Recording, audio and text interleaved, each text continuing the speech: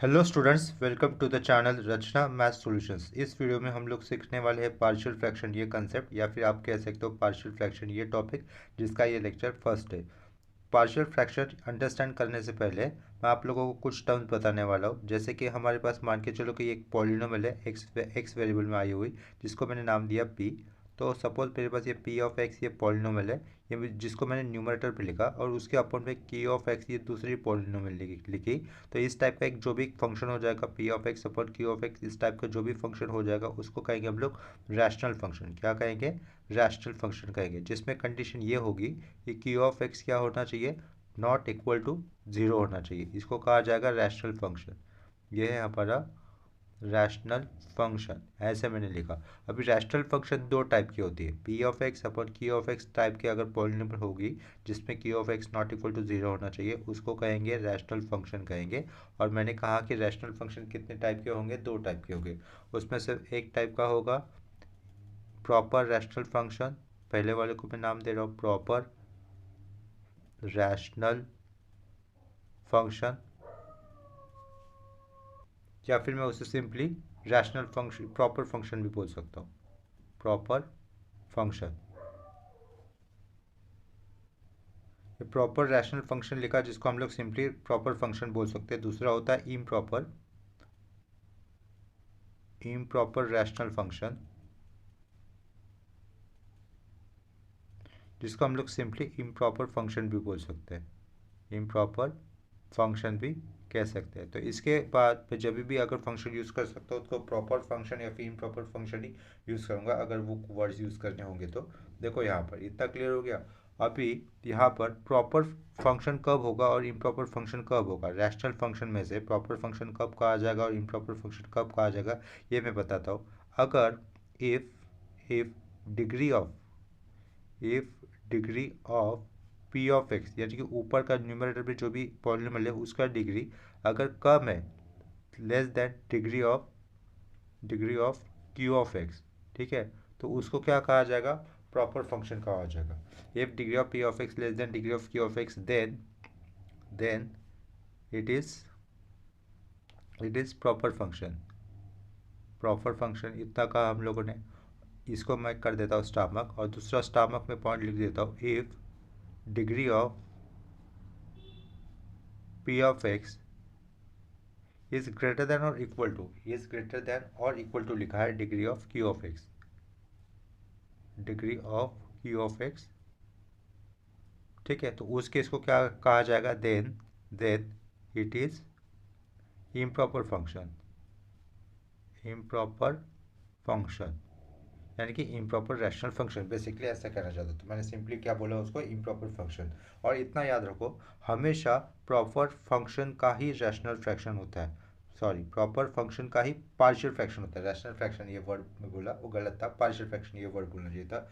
हमेशा proper function का ही partial fraction निकलता है। इम्प्रॉपर अगर फंक्शन होगा तो उसका फर्स्ट स्टेप में हम लोग डायरेक्टली पार्शियल फ्रैक्शन नहीं कर सकते।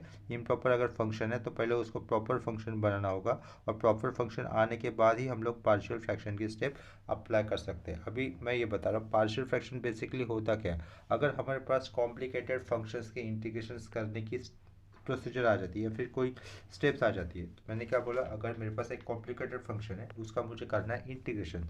सपोज ये इंटीग्रेशन मैंने लिखा, यहाँ पे मैंने लिखा x-2 अपॉन x-1, और ये लिखा x+6 ऐसा, और यहाँ पर dx, ऐसा कुछ एक कॉम्प्लिकेटेड टर्म ले लिया।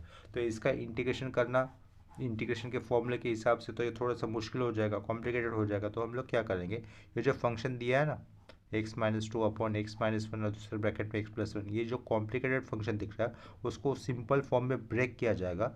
जो सिंपल फॉर्म में ब्रेक करने की प्रोसीजर रहेगी उसको, उस प्रोसीजर का नाम होता है पार्शियल फ्रैक्शन। और यूज़ कब किया जाएगा? अगर कोई भी कॉम्प्लिकेटेड ऑपरेशन हो, जैसे कि इस केस में इंटीग्रेशन है, तो उस इंटीग्रेशन को सॉल्व करने के लिए मैं कौन सी स्टेप यूज़ करूँगा? पार्शियल फ्रैक्शन की स्टेप्स यूज़ करूँगा मैं, यानी कि इस फंक्शन को ब्रेक करूँगा by using partial fraction.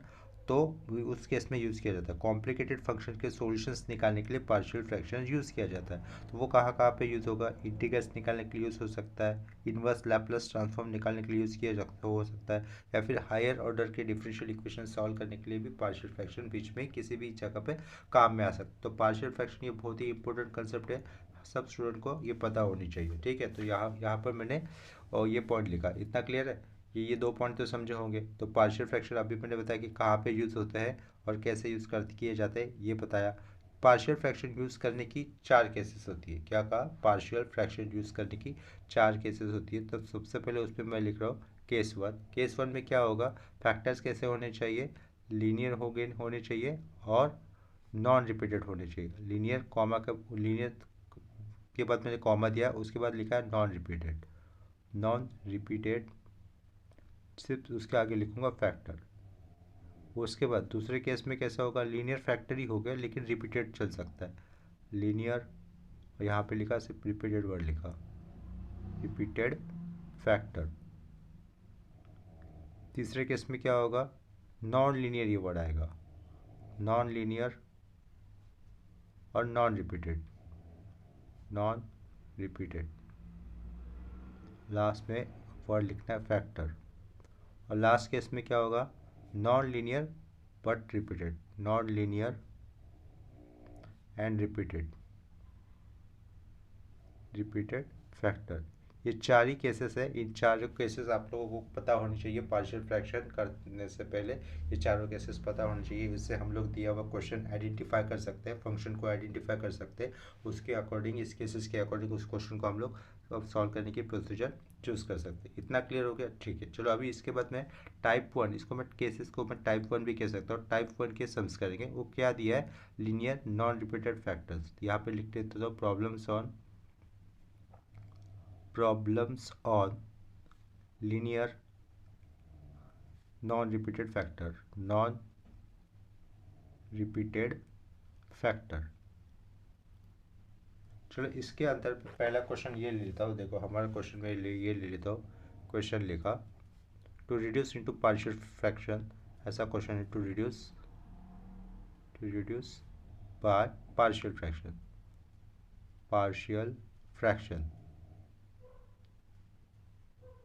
Reduce by partial fraction. Question इस तरीके से, x अपॉन x माइनस 1 लिखा एक ब्रैकेट में और दूसरे ब्रैकेट में लिखा x+2 लिख दिया। ठीक है, इस क्वेश्चन को सॉल्व करना है। अभी देखो इतना याद करो, ऊपर x की पावर कितनी है? ऊपर x की पावर क्या इतनी है? 1, उसी को क्या कहेंगे? डिग्री कहेंगे। और नीचे x की टोटल पावर कितनी है? x इंटू एक्स कितनी हो जाएगी? 2 हो जाएगी।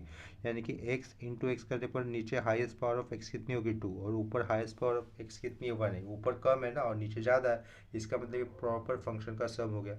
इसका मतलब इसको हम लोग पार्शियल फ्रैक्शन अप्लाई कर सकते हैं। अभी देखो डिनोमिनेटर में क्या कहा मैंने? डिनोमिनेटर में यहाँ पर ब्रैकेट के अंदर x की पावर कितनी है? डिनोमिनेटर में पहले ब्रैकेट के अंदर x की पावर कितनी है? 1 है। तो इसका मतलब ये क्या हो गया? लीनियर फैक्टर हो गया। उसी तरीके से दूसरे ब्रैकेट के अंदर x की पावर कितनी है? 1 ही है। इसका मतलब ये भी लीनियर फैक्टर हो गया। इसका मतलब डिनोमिनेटर में आए हुए फैक्टर्स कैसे लीनियर है?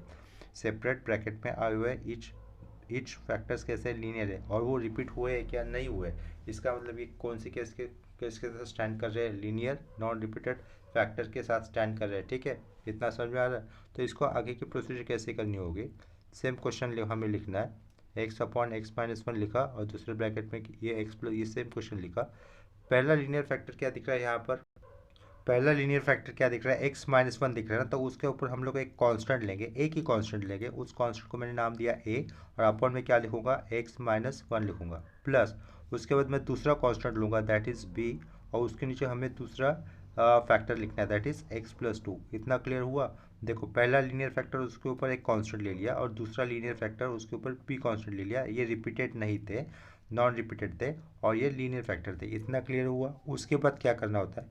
लेफ्ट साइड में आया हुआ डिनोमिनेटर क्या है? लेफ्ट साइड में आया हुआ डिनोमिनेटर क्या है? x माइनस 1 x+2 है ना। उस डिनोमिनेटर से मुझे बोथ साइड इंटू करना है। क्या करना है?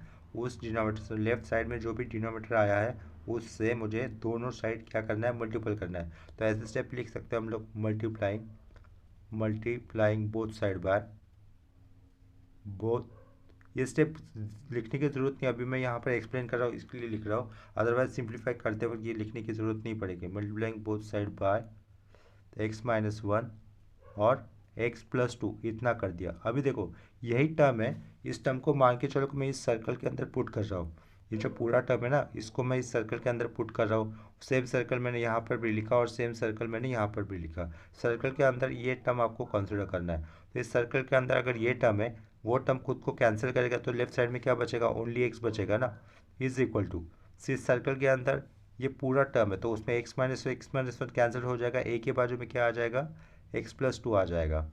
ठीक है, प्लस इस सर्कल के अंदर, छोटे से सर्कल के अंदर मुझे ये वर्ड इमेजिन करना है x-1 x+2, जिसमें x+2 कैंसिल हो जाएगा तो b के बाजू में इंटू में क्या आ जाएगा, x-1 आ जाएगा। इतना क्लियर है। इसके बाद हमें अब मुझे x की वैल्यू ऐसी सब्स्टिट्यूट करनी है ताकि एक टर्म जीरो आ जाए और मुझे a की वैल्यू मिले, या फिर मैं x की वैल्यू कुछ ऐसे लूँगा, ये a वाला टर्म मेरा जीरो हो जाएगा और मुझे b की वैल्यू मिले। तो मैं यहाँ पे क्या कर देता हूँ, मुझे पहले a की वैल्यू लाने के लिए b की वैल्यू कितनी ले, b की वैल्यू ज़ीरो करनी होगी, ये b मुझे ज़ीरो करना होगा ये टर्म। तो ये जो अंडरलाइन किया ना ये टर्म, वो टर्म कैसे जीरो हो सकता है, if I substitute x is equal to 1। अगर देखो यहाँ पर x की वैल्यू हम लोग 1 लेंगे तो ये 1 - 1 कितना हो जाएगा, जीरो हो जाएगा, राइट। तो ये टर्म पूरा जीरो हो जाएगा।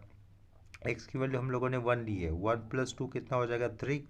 यहाँ पर 3 हो जाएगा और x की वैल्यू हम लोगों ने 1 ली है तो लेफ्ट साइड में 1 आएगा। तो यह क्या लिखा, put x is equal to 1 किया। x इज इक्वल टू 1 होने पर 1 - 1 ये भी जीरो हो जाएगा ना, तो हमें सिर्फ एक कांस्टेंट निकालना है, उसकी निकालना है, वो आ जाएगा। x की वैल्यू 1 लिखा इज इक्वल टू x की वैल्यू 1 है, 1+2 3, यहाँ पर क्या लिखा 3a। तो इतना करने पर therefore a is equal to कितना आया, 1/3 आया, अंडरलाइन कर दिया उसको। एंड अभी क्या किया, x की वैल्यू ऐसी लेनी है कि a वाला टर्म जीरो हो जाए, x की वैल्यू कुछ ऐसे सब्स्टिट्यूट करनी है ताकि a जो कांस्टेंट है ना वो गायब हो जाए। तो उसके लिए मुझे क्या समझ में आ रहा है कि x की वैल्यू कितनी लेनी चाहिए, -2।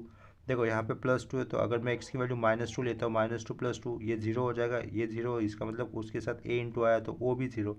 तो x की वैल्यू कितनी ले रहे हैं हम लोग, now put x is equal to -2। Now put लिख लेता हूँ ये नीचे, put x is equal to -2। x से यहाँ पर वो -2 लिखा इज इक्वल टू, ये टर्म जीरो हो रहा है, -2 - 1 कितना हो जाएगा, -3। यहाँ पर क्या होगा, फिर -3b हो जाएगा। तो यहाँ पर b की वैल्यू कितनी आ जाएगी, देखो b की वैल्यू कितनी आ जाएगी, 2/3। 2/3 यहाँ पर मैंने लिखा 2/3। तो मुझे b मिल गया, मुझे a भी मिल गया। तो देखो ये जो a और b आए हैं वो हम लोग इस इक्वेशन में पुट करेंगे, इसको मैं नंबर 1 कर देता हूँ, इक्वेशन नंबर 1 में पुट करेंगे। यानी कि इक्वेशन नंबर 1 में पुट हो जाने के बाद कैसा हो जाएगा, देखो क्वेश्चन लेफ्ट साइड का वाला पार्ट एज इट इज रहेगा, उस पर कोई चेंजेस नहीं होंगे। तो लेफ्ट साइड का पार्ट एज इट इज लिखेंगे, that is x/(x-1 x+2) as it is लिखा जाएगा, x/(x-1) और ये x+2 एज इट इज़ लिखा जाएगा, इज इक्वल टू ए की वैल्यू कितनी लिखनी है मुझे, ए की वैल्यू कितनी आई थी, 1/3। ये ऊपर का 1/3 लिखा, अपॉन में उसके नीचे आया हुआ factor that is x-1, x-1 ही आया था ना, प्लस ये प्लस लिखा। अभी b की वैल्यू कितनी आई थी, 2/3, तो ये 2/3 लिखा और अपॉन में कितना, दूसरा फैक्टर x+2। इतना हो गया। यहाँ पर ब्रैकेट देने की कोई ज़रूरत नहीं थी क्योंकि सिंगल टर्म ही, अगर दिया तो भी चलेगा। नेक्स्ट स्टेप में कैसे लिख सकता हूँ मैं, ऊपर का 1 और नीचे ये 3 आगे लिख सकता हूँ मैं। यहाँ पे होगा x-1 प्लस ये ऊपर का 2 लिख सकता हूँ, ये 3 यहाँ पे आगे लिखा और यहाँ पे लिखा x+2। इसके आगे की एक स्टेप ऑप्शनल हो सकती है कि 1/3 राइट साइड में से कॉमन बाहर लेना और पीछे क्या रहेगा अपना मेन क्वेश्चन। यह किया हम लोगों ने यहाँ पर पार्शियल फ्रैक्शन, समझ में आया, x-1 और यहाँ पे होगा x+2। इसके बाद अभी मैं दूसरा क्वेश्चन ले रहा हूँ पार्शियल फ्रैक्शन करने के लिए। देखो क्वेश्चन इस तरीके से ले रहा हूँ, क्वेश्चन में दिया है, सेकंड क्वेश्चन है ये, 3x² माइनस, चलो 3x² प्लस 4x है, प्लस 4x माइनस 5 अपॉन में दिया है। डिनोमिनेटर ही इंपॉर्टेंट होता है, डिनोमिनेटर से ही हमें फैक्टर्स देखने होते हैं। 3x² plus 4x minus 5 upon x-(x²) minus 1 एक ब्रैकेट में, और दूसरे ब्रैकेट में क्या है, x+2, x+2 इतना लिखा है। अभी देखो ये पहले चेकआउट करना है हमें, ये प्रॉपर फंक्शन हो रहा है कि इम्प्रॉपर फंक्शन हो रहा है। ऊपर x की मैक्सिमम पावर कितनी है, 2 है, ऊपर x की मैक्सिमम पावर 2 है, तो नीचे ये प्रॉपर फंक्शन होने के लिए नीचे x की मैक्सिमम पावर कितनी होनी चाहिए, 2 से ज़्यादा ही होनी चाहिए ना। ये तो एक्स स्क्वायर है, ये एक्स स्क्वायर इस x के साथ इंटू अगर होगा तो नीचे x की इन टोटल x की मैक्सिमम पावर कितनी हो जाएगी, 3 हो जाएगी। यानी कि ऊपर की पावर नीचे की पावर से कम है, यानी कि ये फंक्शन कैसा हो जाएगा, प्रॉपर फंक्शन हो जाएगा। अगर ये फंक्शन प्रॉपर फंक्शन होता है तो उसका पार्शियल फ्रैक्शन निकलेगा। ठीक है, पार्शियल फ्रैक्शन निकलेगा तो हम लोग उस स्टेप पे आ जाएंगे। चलो इसके बाद कैसा लिखा जाएगा, सेम क्वेश्चन लिख देता हूँ। 3x² plus 4x minus 5 upon में लिखा मैंने क्या, x² माइनस 1। 1 स्क्वायर कितना होता है, 1 ही होता है, इतना याद रखो, 1 स्क्वायर होता है 1 ही, इज इक्वल टू। अभी यहाँ पर लीनियर फैक्टर कितने हैं, देखो ये ब्रैकेट के अंदर x की पावर कितनी है, ब्रैकेट के अंदर यहाँ पर x की पावर कितनी है, 1 है, यानी कि x प्लस 2 ये क्या हो गया, लीनियर फैक्टर हो गया। दूसरे ब्रैकेट में x की पावर कितनी है, 2 है, तो ये इसको हम लोग लीनियर फैक्टर नहीं कह सकते। इस वाले ब्रैकेट में x की पावर कितनी है, 2 है, तो हम लोग इसको लीनियर फैक्टर नहीं कह सकते।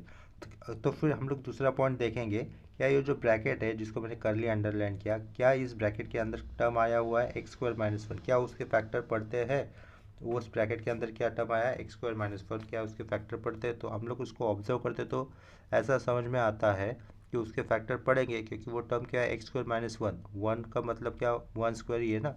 और इसको हम लोग कौन सा फॉर्मूला अप्लाई कर सकते हैं, x प्लस 1 और दूसरे ब्रैकेट में x माइनस 1 वाला, क्यों, क्योंकि ए स्क्वायर माइनस बी स्क्वायर का फॉर्मूला क्या होता है, एक ब्रैकेट में ए प्लस बी लिखो और दूसरे ब्रैकेट में ए माइनस बी लिखो। तो ये जो टर्म है एक्स स्क्वायर माइनस 1 फैक्टराइजेबल है, तो उसके हम लोगों को फैक्टर करने हैं। अगर डिनोमिनेटर में कोई टर्म फैक्टराइजेबल है तो उसके फैक्टर्स करने होते हैं। तो ये 3x² प्लस 4x माइनस 5 मैंने एज इट इज़ लिखा, अपॉन किया x² माइनस 1 है ना, तो उसको कैसे लिख सकता हूँ मैं, x प्लस 1 और ये x माइनस 1 किया, और आगे वाले ब्रैकेट में क्या था, x प्लस 2 था। समझ में आ रहा है।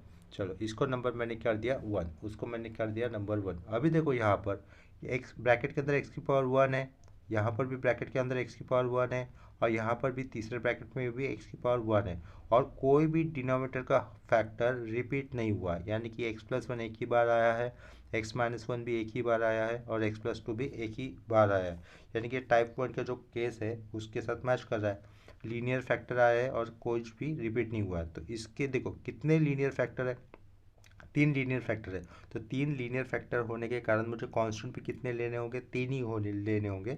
और वो कांस्टेंट कैसे लिए जाएंगे वो मैं बताता हूँ। देखो सबसे पहले ये जो सिंप्लीफाइड फॉर्म आया ना इस क्वेश्चन के लिए, तो वो लिखूंगा मैं, वो क्या लिखना है मुझे, 3x² plus 4x minus 5 upon में क्या लिखेंगे, अपॉन में ये x प्लस 1 लिखा, उसके बाद x माइनस 1 लिखा, और उसके बाद क्या लिखा, x प्लस 2 भी लिख दिया।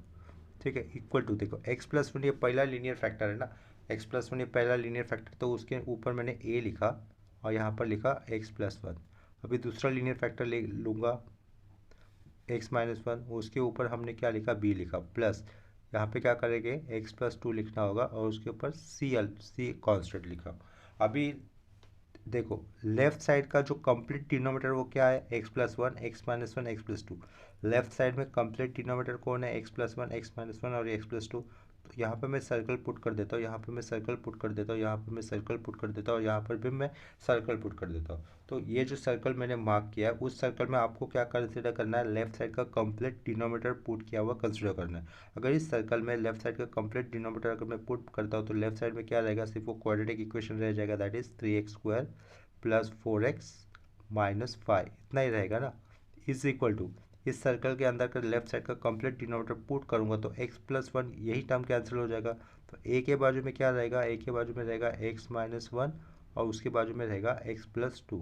ठीक है, सेम सिमिलरली अगर मैं इस सर्कल में लेफ्ट साइड का कंप्लीट डिनोमिनेटर अगर पुट करता हूँ तो क्या कैंसिल हो जाएगा, x minus 1 term will get cancel and the remaining term will be x plus 1 and in other bracket x plus 2।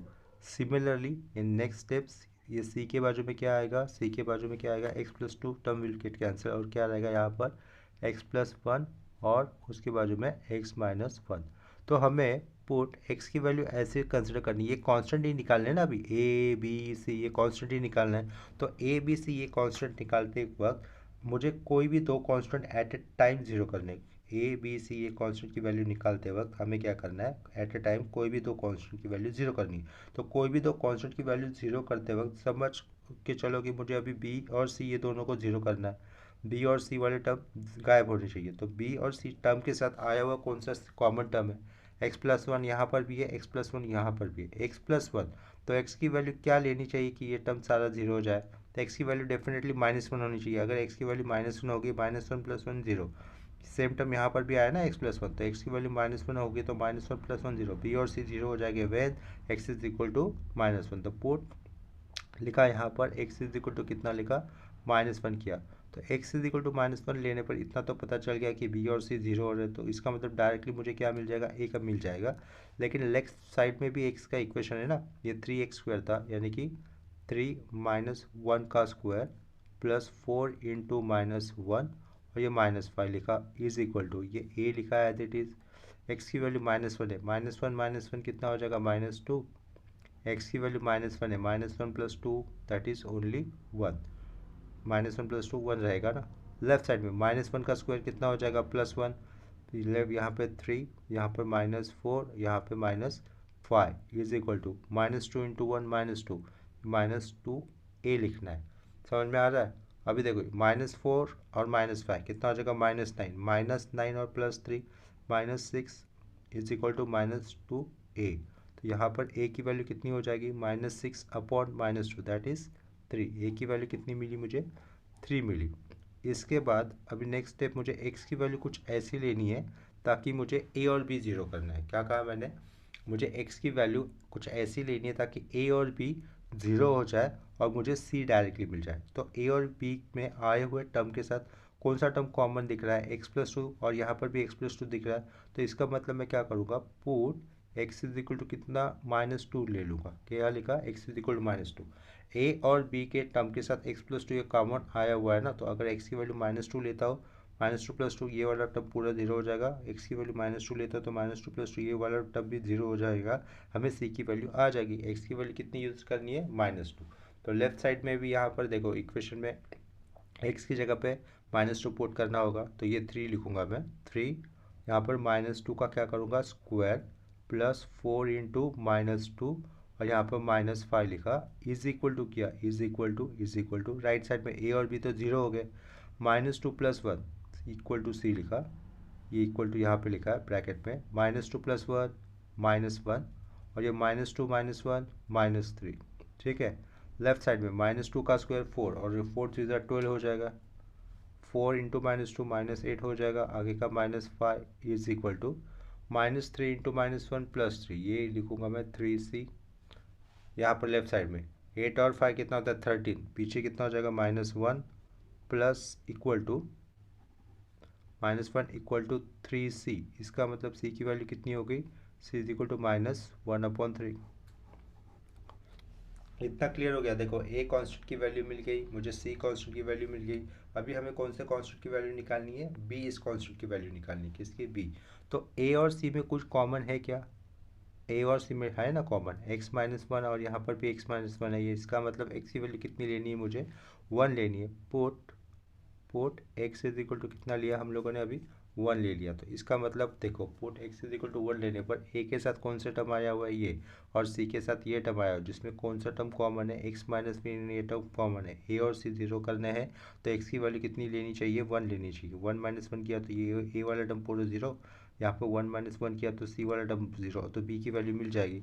x कितना लेना है, 1 लेना है। तो लेफ्ट साइड में ये जो इक्वेशन है उसमें भी मुझे x की वैल्यू पुट करनी है ना, तो वो कितना हो जाएगा, 3 1 स्क्वायर डायरेक्टली लिख रहा हूँ, 1 स्क्वायर 1 1 × 3 3 3 + 4 7 7 - 5। लेफ्ट साइड में मैंने लिखा, चलो लिख देता हूँ यहाँ पर 3 1 का स्क्वायर लिखा प्लस 4 × 1 किया -5 इज इक्वल टू a और c तो जीरो हो जाएंगे। यहाँ पे देखो क्या हो जाएगा, 1 + 1 2, तो b लिखा, b के बाद बाजू में ब्रैकेट में 2 लिखा और ये 1 + 2 3 हो जाएगा। यहाँ पे फिर मैंने क्या लिखा, 3 लिखा।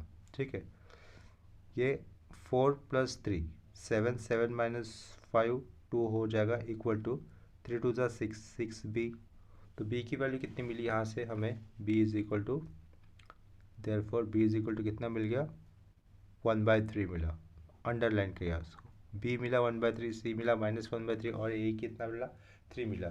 तो हम लोग इसको मैं इक्वेशन 2 लिख देता हूँ, इसको मैं इक्वेशन 2 लिख देता हूँ।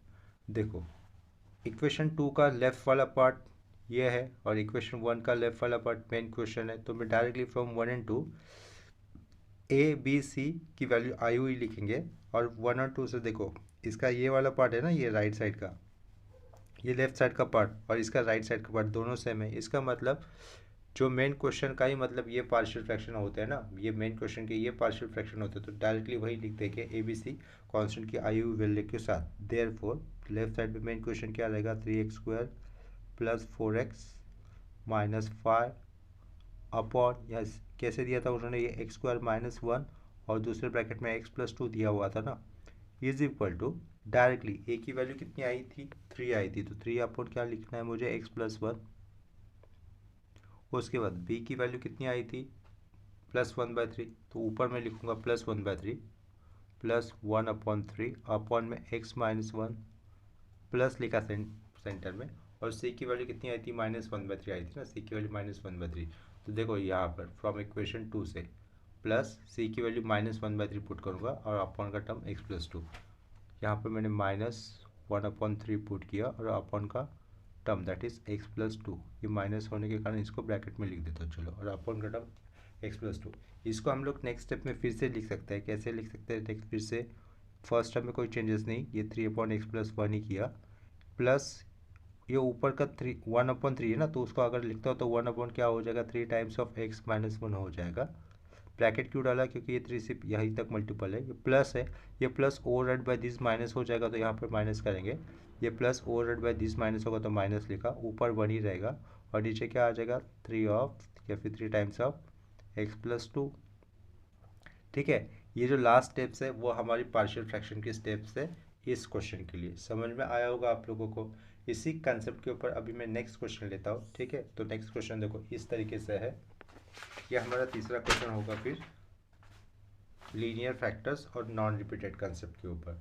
ये तीसरा क्वेश्चन ले रहा हूँ मैं। क्वेश्चन इस तरीके से है, x² + x - 1 upon x² + x - 6। ठीक है, ये पार्शियल फ्रैक्शन करना है इसका। अभी क्वेश्चन को ऑब्जर्व करो, सबसे पहली स्टेप क्या होती है, दिया हुआ क्वेश्चन हमें चेकआउट करना होता है कि ये प्रॉपर फंक्शन है कि इम्प्रॉपर फंक्शन है। प्रॉपर और इम्प्रॉपर फंक्शन चेक करने की कंडीशन मैंने स्टार्टिंग में बताई थी।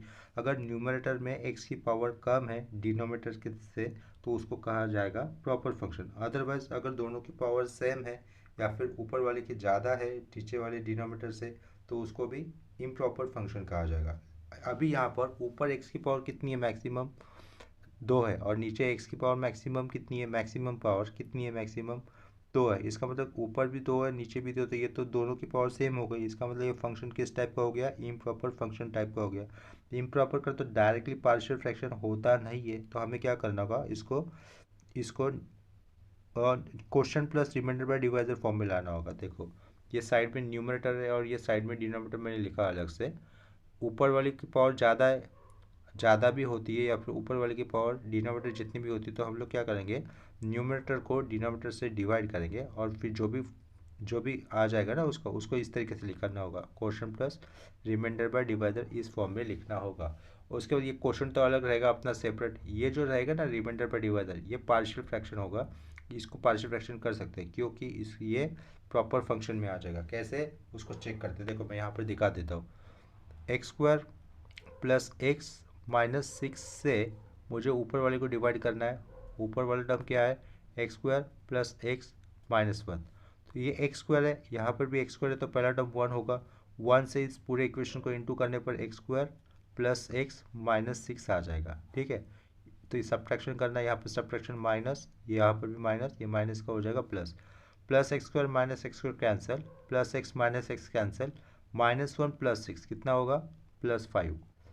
ठीक है, इतना समझ में आया। ये +-6 का +6 बना था ना, 6 - 1 कितना हुआ, रिमाइंडर 5 हुआ। क्वेश्चन कितना है, 1 है। तो ये जो पॉलिनोमियल थी x² + x - 1, ये न्यूमरेटर का पार्ट हो गया, x² + x - 6 ये डिनोमिनेटर का पार्ट हो गया। क्वेश्चन कितना आया है इसका, 1 प्लस सेम पॉलिनोमियल रिमाइंडर कितना आया 5 और इसका डिवाइजर कितना था x square plus X minus 6। इतना समझ में आ रहा है।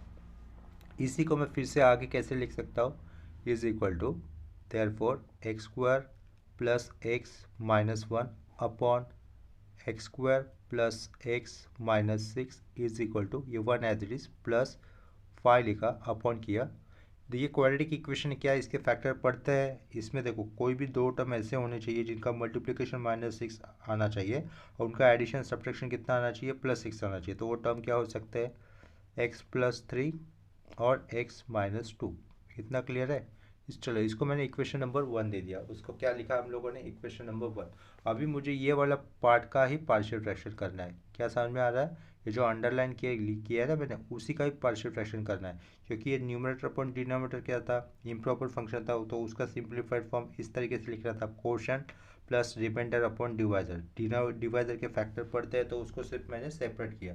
तो अभी जो कर्ली लाइन से अंडरलाइन किया है उसी का हमें क्या निकालना है, पार्शियल फ्रैक्शन निकालना है। तो उसका पार्शियल फ्रैक्शन क्या होगा, देखो यहाँ पर 5 लिखा, 5 के अपॉन में x+3 लिखा और दूसरे ब्रैकेट में क्या होगा, x-2 हो जाएगा। अभी यहाँ पर लेफ्ट साइड में x ब्रैकेट के अंदर x की पावर कितनी है 1, यानी कि लीनियर फैक्टर है। यहाँ पर ब्रैकेट के अंदर x की पावर कितनी है 1 है, ये इसका मतलब ये भी लीनियर फैक्टर है और जो कि रिपीट नहीं हुए हैं। ये x-2 एक ही बार आया है, x+3 भी एक ही बार आया है। तो x+3 के साथ ऊपर मैं कांस्टेंट लिखूंगा, एक ही कांस्टेंट, और नीचे क्या लिखा जाएगा, x+3 प्लस x-2 के ऊपर b लिखा जाएगा और नीचे क्या लिखा जाएगा, x-2। तो उनके बाजू में मैंने एक सर्कल किया, एक इमेजनरी सर्कल किया, एक इमेजनरी सर्कल थ्रू आउट कर दिया। उस इमेजनरी सर्कल में मुझे लेफ्ट साइड का कंप्लीट डिनोमिनेटर पुट करके रखना है। तो क्या हो जाएगा, अगर मैं सेम टर्म यहाँ इस सर्कल में रखता हूँ तो कैंसिल हो जाएगा, लेफ्ट साइड में सिर्फ 5 बचेगा। इस सर्कल के अंदर लेफ्ट साइड का कंप्लीट डिनोमिनेटर अगर पुट करता हूँ तो x+3 विल गेट कैंसिल। क्या बचेगा, एक के बाजू में सिर्फ x-2, ब्रैकेट का इंपॉर्टेंस देना, और उसके बाद x-2 will term cancel, b के बाजू में क्या रहेगा, x+3। कौन सा भी कांस्टेंट हम लोग पहले निकाल सकते हैं। अगर मुझे a की वैल्यू निकालनी है तो b का टर्म 0 करना होगा, और b का टर्म 0 करने के लिए x की वैल्यू कुछ ऐसी लेनी है कि b का टर्म 0 हो जाए। तो 3 प्लस x+3 दिख रहा है ना, तो मुझे क्या करना है, x की वैल्यू -3 लेनी होगी। तो मैं यहाँ पर क्या ले रहा हूँ, put x is equal to कितना कंसिडर किया मैंने, -3। अगर x की वैल्यू -3 लूँगा तो b टर्म 0 हो जाएगा। ये 5 था, ये 5 एज इट इज़ रहेगा, इज इक्वल टू ये a लिखा, x की वैल्यू -3, -3 -2 कितना हो जाएगा, -5। तो देखो देयरफॉर ए कितना मिलेगा मुझे, 5/-5 दैट इज -1। ए आ गया हमारा -1। अभी यहाँ पर पुट बी की वैल्यू निकालनी है तो मुझे एक्स कुछ ऐसा लेना है कि ए वाला टर्म 0 हो जाए। तो उसके लिए क्या दिख रहा है, x-2। तो x सपोज टू बी या फिर must to be 2। Put x is equal to कितना लिया, 2 लिख लिया। पीछे कितना था, 5 था, इज इक्वल टू ये 2 - 2 करने पर a 0। x कितना लिया, 2 लिया, 2 + 3 5, ये कितना हो जाएगा 5b। देयरफॉर b कितना हो जाएगा, b की वैल्यू 1 मिली। इतना समझ में आया। इसके बाद ये जो भी a और b की वैल्यू आई है तो वो मैं इस इक्वेशन में पुट करूँगा। ये जो सेकेंड इक्वेशन बता रहा हूँ इसको सेकेंड इक्वेशन लिखा, उस सेकेंड इक्वेशन में पुट करूँगा। देयरफॉर वो क्या हो जाएगा, 5/x+3 और अपॉन में x-2 था। a के बदले में कितना आया था, -1 लिखा, और नीचे क्या था, x+3। उसके बाद प्लस b किया और b की वैल्यू 1 आई थी, और नीचे क्या आया था, x-2। इतना समझ में आ रहा है। चलो इसको भी एक नंबर कर देता हूँ, इसको नंबर 3 कर देता हूँ। 1 में देखो 1 इक्वेशन, ये मेन क्वेश्चन मेरा 1 इक्वेशन के आगे ये करली लाइन से अंडरलाइन किया हुआ। दूसरे वाले इक्वेशन में क्या था, ये जो पार्शियल फ्रैक्शन का पार्ट जिसका होना था उसका मैंने सेपरेट स्टेप्स लिखे, वहाँ पे मुझे ए और बी मिला। तो फ्रॉम 1 2 3, 1 2 3 को पूरा ऑब्जर्व करो, सारे आपके इक्वेशन के सामने आ रहे, थोड़े से क्लियर हो रहे। 1 इक्वेशन का ये वाला पार्ट अंडरलाइन, जिसका हम लोगों ने पार्शियल फ्रैक्शन के स्टेप्स यहाँ पर स्प्लिट करके लिखे, और यहाँ पर ए और बी की वैल्यू आने के बाद वो लिखा। तो फ्रॉम 1 2 3 कैसे लिख सकता हूँ main question, from 1 2 and 3, left side का क्वेश्चन पीछे आ जाएगा, that is x² plus x-1 upon का x² plus x-6 is equal to ये 1 प्लस कर दिया। देखो ये टर्म है ना, ये टर्म में यहाँ पर माइनस साइन दिख रहा है तो माइनस बाद में लिखता हूँ, पहले प्लस लिखता हूँ। तो 1 + 1 अपॉन क्या लिखा मैंने, x-2 लिखा, और वो प्लस सेंटर में आता है तो माइनस हो जाएगा। तो ये x+3 ये पार्शियल फ्रैक्शन है ये क्वेश्चन का, ठीक है। यहाँ पर ये जो माइनस साइन था प्लस को मैंने ओवरराइट कर दिया, तो 1 प्लस की जगह पे माइनस साइन आया 1/x+3। ये पार्शियल फ्रैक्शन इस क्वेश्चन के लिए था, समझ में आया होगा। चलो इसके ऊपर अभी मैं इसके बाद और एक क्वेश्चन लेता हूँ। क्वेश्चन इस तरीके से है। नेक्स्ट क्वेश्चन देखो, नेक्स्ट क्वेश्चन मैंने यहाँ पे लिखा है। नेक्स्ट क्वेश्चन क्या है, 2x-3 अपॉन x ही लिखा है सिर्फ, और दूसरे ब्रैकेट में क्या दिया है x+5।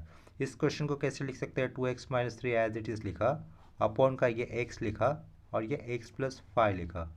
ये सिंगल x आया है ना, ऊपर देखो ये प्रॉपर फंक्शन क्योंकि न्यूमरेटर में x की पावर सिर्फ 1 है, मैक्सिमम पावर डिग्री 1 है, और नीचे x इंटू एक्स कितना हो जाएगा, 2x² हो जाएगा, यानी कि नीचे वाले की डिग्री x की ज़्यादा है, ऊपर वाले की कम है। ये प्रॉपर फंक्शन है। इसके बाद नीचे x कितनी बार आया है, ये x इज इक्वल टू 0 वाला फैक्टर है, ये लीनियर फैक्टर है, यानी कि उसके ऊपर एक कांस्टेंट लिया जाएगा a/x, प्लस दूसरा लीनियर फैक्टर क्या है x+5, तो उसके नीचे ऊपर भी एक कांस्टेंट लिया जाएगा x+5। इसकी आगे की प्रोसीजर आपको पता है क्या करना है। उनके बाजू में इतना लिखने के बाद ये इसके बाजू में एक सर्कल, इमेजनरी सर्कल लिया, और यहाँ पर भी मैंने एक इमेजनरी सर्कल ले लिया। उस इमेजनरी सर्कल में मुझे क्या पुट करना है, लेफ्ट साइड का कंप्लीट डिनोमिनेटर पुट करना है। क्या कहा, उस इमेजनरी सर्कल में मुझे लेफ्ट साइड का कंप्लीट डिनोमिनेटर पुट करना है। तो वो अगर मैं इमेजनरी सर्कल में लेफ्ट साइड का कंप्लीट डिनोमिनेटर पुट कर देता तो ये कैंसिल होकर लेफ्ट साइड में क्या रहेगा, ओनली 2x-3। यहाँ पर a के बाजू में क्या आ जाएगा, और x+5 आ जाएगा, ठीक है। और प्लस यहाँ पर x+5 कैंसिल होकर b के बाजू में क्या आ जाएगा, ओनली x आ जाएगा। अभी मुझे x की वैल्यू ऐसे ही कंसिडर करनी है, a की वैल्यू निकालते वक्त b 0 करना है, और b की वैल्यू निकालते वक्त x को 0 करना है, a को 0 करना है। तो पुट सबसे पहले मुझे कंसिडर करो कि a की वैल्यू निकाले, तो पुट a की वैल्यू निकालने के लिए b कैसे 0 हो सकता है, बस सब्स्टिट्यूटिंग x इक्वल टू 0। अगर x 0 तो ये b 0 हो जाएगा।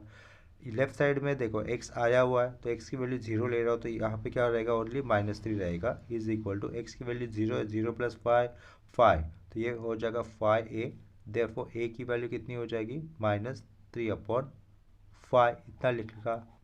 उसके बाद अभी हम लोग क्या करेंगे, पुट b की वैल्यू निकालनी है, तो b की वैल्यू निकालने के लिए a को 0 करना है, तो पुट a कैसे 0 हो जाएगा, x की वैल्यू ऐसी क्या ली जा सकती है ताकि a 0 हो जाए। देखो put x is equal to a की वैल्यू अगर मैं -5 लेता हूँ, तो x की वैल्यू -5 लेता हूँ, तो -5 + 5 0, तो a भी 0 हो जाएगा। तो put x is equal to कितना लिखा मैंने, सिंपली -5।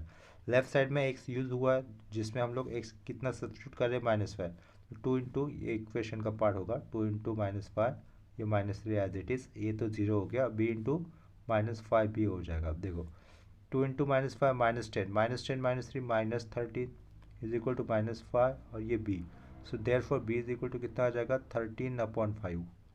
और ये हो गया, ए भी आ गया और बी भी आ गया।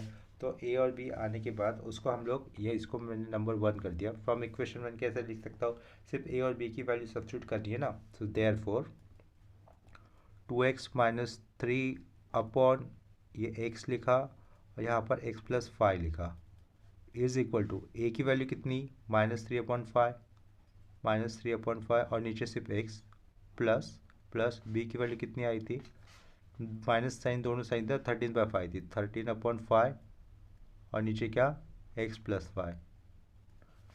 इतना आया समझ में। चलो ये पहला टर्म माइनस है, यहाँ पर ये दूसरा टर्म प्लस है, उसको मैं पहला टर्म आगे लेकर भी लिख सकता हूँ। ये 13 लिखा, 5 अपॉन में लाया, और नीचे क्या कर दिया, x+5। यहाँ पे माइनस आ जाएगा, क्यों, क्योंकि माइनस है ना, और माइनस सेंटर को लिखा, ऊपर क्या लिखा 3, और नीचे क्या हो जाएगा 5x। इसके बाद नेक्स्ट स्टेप ऑप्शनल हो सकती है, दोनों साइड से 1/5 पूरा कम्प्लीटली कॉमन बाहर लेना, नहीं भी किया तो भी चलेगा। ये है फिर हमारा फाइनल आंसर, रिक्वायर्ड फंक्शन ये जो था उसका पार्शियल फ्रैक्शन ये हो सकता है x+5। इतना क्लियर हो गया। इसके बाद सेम कंसेप्ट के ऊपर अभी एक लास्ट क्वेश्चन ले रहा हूँ मैं, आखिरी क्वेश्चन लेता हूँ। क्वेश्चन देखो इस तरीके से है, इजी क्वेश्चन है। देखो क्वेश्चन मैंने लिखा है, क्या क्वेश्चन है, 2x² - 3 अपॉन x² - 5, और दूसरे ब्रैकेट में लिखा है x² + 5। ये प्रॉपर फंक्शन का तो एग्जाम्पल है। कैसे, क्योंकि ऊपर x की पावर 2 है और नीचे x² इंटू x² क्या हो जाएगा, x⁴ हो जाएगा, यानी कि ये प्रॉपर फंक्शन है। लेकिन यहाँ पर ब्रैकेट के अंदर x की पावर कितनी है, 2 है, दूसरे ब्रैकेट में भी x की पावर कितनी है, 2 है, और ये फैक्टर्स कैसे हो जाएंगे फिर, लीनियर नहीं है, नॉन लीनियर फैक्टर तो नहीं हो गए, ठीक है। लेकिन ऊपर भी x की पावर कितना आया हुआ है, एक्स स्क्वायर टर्म आया, हर जगह पे एक्स स्क्वायर ये टर्म आया हुआ है ना, हर जगह पे एक्स स्क्वायर ये टर्म आया हुआ है। तो मैं यहाँ पर एक स्टेप्स कर सकता हूँ, देखो मैं क्या कर सकता हूँ, यहाँ पर put X square is equal to मैंने कितना लिखा, टी लिखा, क्या किया, एक्स स्क्वायर इक्वल टू मैंने टी किया।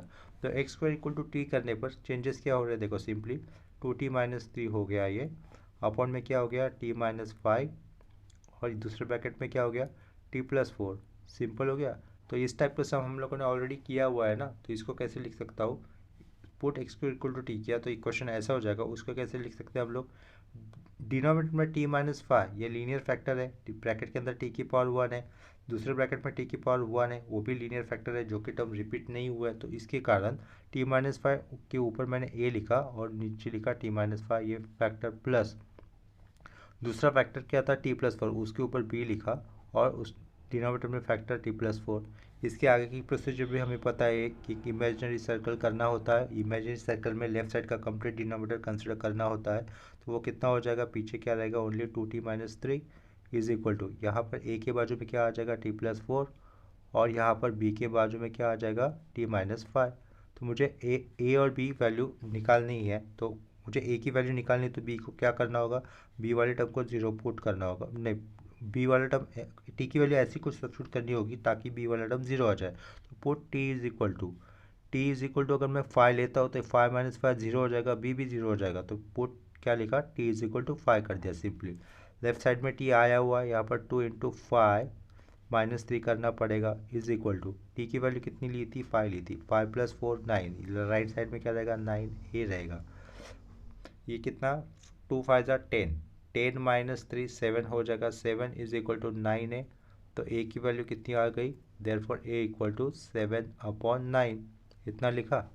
अभी मुझे b की वैल्यू निकालनी है, तो b की वैल्यू निकालते वक्त a की वैल्यू 0 करनी है, तो उसमें t क्या सब्स्टिट्यूट करना होगा, t इज इक्वल टू -4 लेंगे, put t is equal to -4 क्यों, क्योंकि ये क्या टर्म दिया है t+4 इक्वल टू 0 करना है, तो उसके लिए मुझे क्या करना होगा, t मस्ट बी -4 किया तो ये 0, इसका मतलब a भी 0, a 0 हो जाएगा तो सिर्फ b की वैल्यू मिलेगी ना, तो t की वैल्यू कितनी ली अभी -4 ली, इक्वेशन में पीछे क्या था 2t-3 था, तो 2t की जगह पे -4 है, तो 2 × -4 ये आगे का -3 as it is equal to ये टर्म तो 0 हो गया है, -4 -5 -9b, 2 4 = 8, ये -8 ये -3 is equal to -9b, left side में रहेगा -11 equal to -9b, therefore b is equal to 11/9, ठीक है।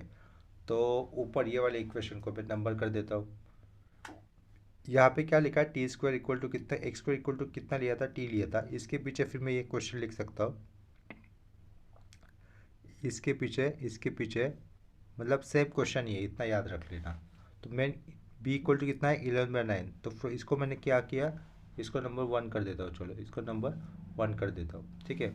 देयरफॉर हमें क्या मिलेगा 2t-3 अपॉन t-5, और यहाँ पे क्या था t+4 था ना, is equal to right side में फिर क्या हो जाएगा a/t-5, a यानी कि a कितना आया था 7/9 अपॉन t-5 रहेगा ये, प्लस b की वैल्यू कितनी आई थी 11/9 और अपॉन में कितना लिखना है मुझे t+4 लिखना है।